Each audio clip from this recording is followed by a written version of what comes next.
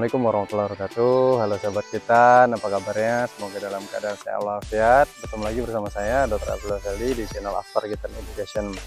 Baik teman-teman, kemarin sempat masuk pertanyaan, dok gimana sih kesehariannya apabila memang kita hanya menjadi operator sunat atau hanya fokus ke dunia sunat saja. Nah, ini saya sekedar sedikit sharing ya teman-teman ya, dari perjalanan saya sebagai dokter sunat yang mulai saya fokusin sih sebenarnya sih baru sih. Saya tuh betul-betul lepas praktek ya, itu udah jarang banget praktek, itu dari 2 tahun yang lalu lah. Jadi memang udah benar-benar fokus di dunia hitan.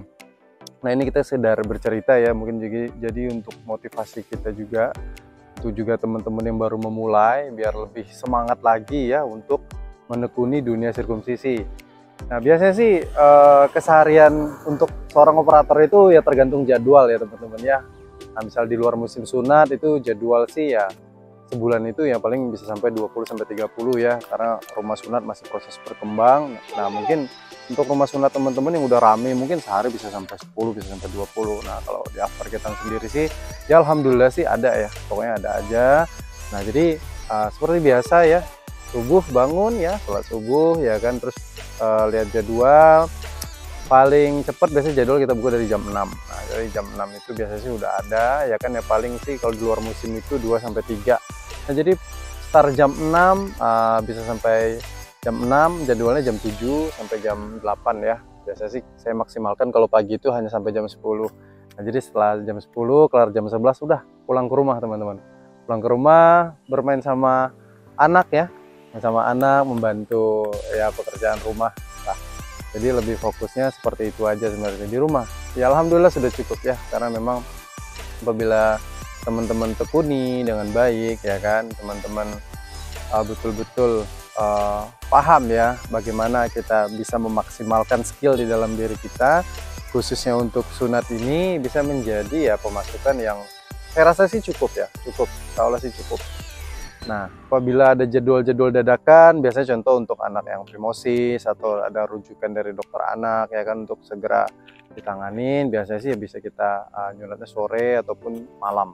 Nah, kurang lebih seperti itu. Nah, tanya kalau di musim sunat gimana dok? Nah, untuk musim sunat biasanya sih kita lebih ke liburan sekolah ya, biasanya sih di bulan Juni ya, Juni Juli sama Desember. Nah, musim pun juga memang biasanya sih peningkatan di bulan-bulan biasa itu bisa meningkat 2 kali sampai 3 kali lipat. Nah kalau di bulan-bulan biasa bisa sampai 30 ya, 30. Nah di musim-musim sunat biasanya sih di atas angka 100.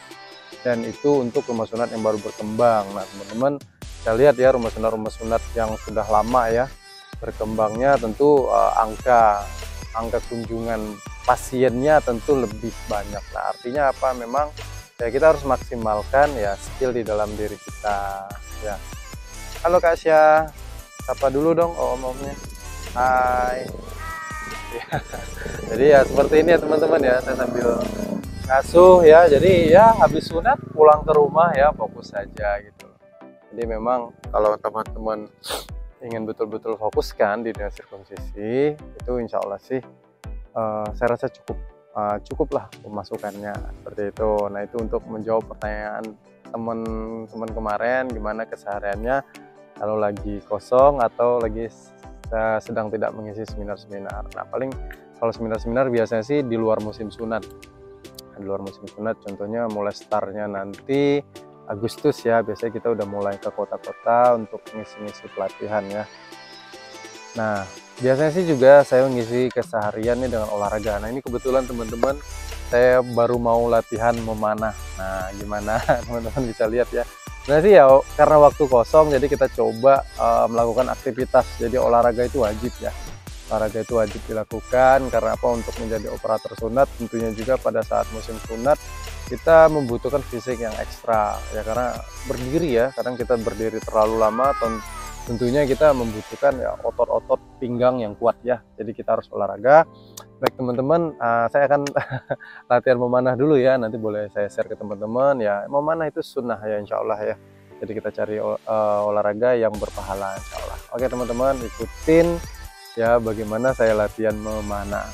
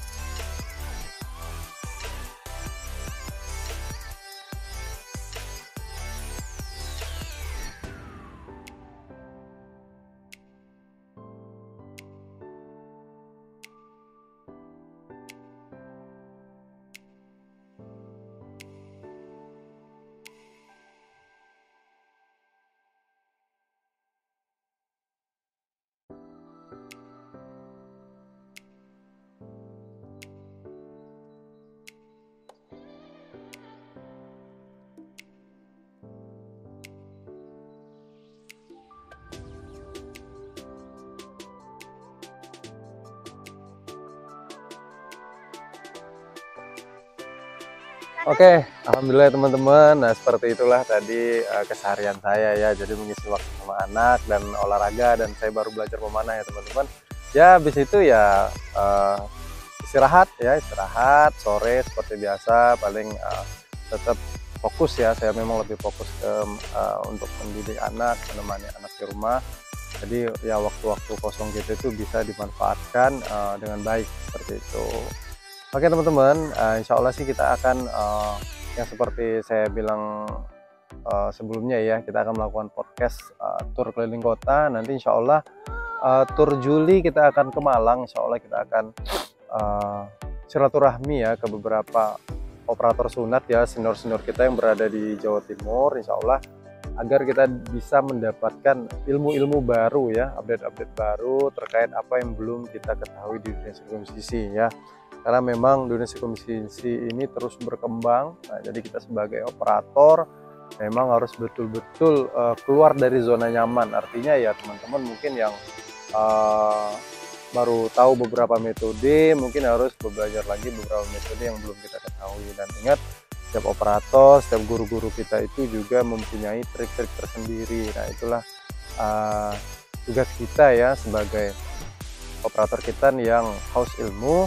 Tentunya kita harus upgrade diri ya dengan sering silaturahmi atau tabayun dengan guru-guru kita yang sudah lama menekuni dunia sirkumsisi. Nah, jadi nanti program podcast tur keliling kota akan kita mulai bulan Juli akhir ya, insya Allah ya teman-teman. Oke teman-teman, sampai jumpa di konten-konten berikutnya, semoga bermanfaat. Assalamualaikum warahmatullahi wabarakatuh.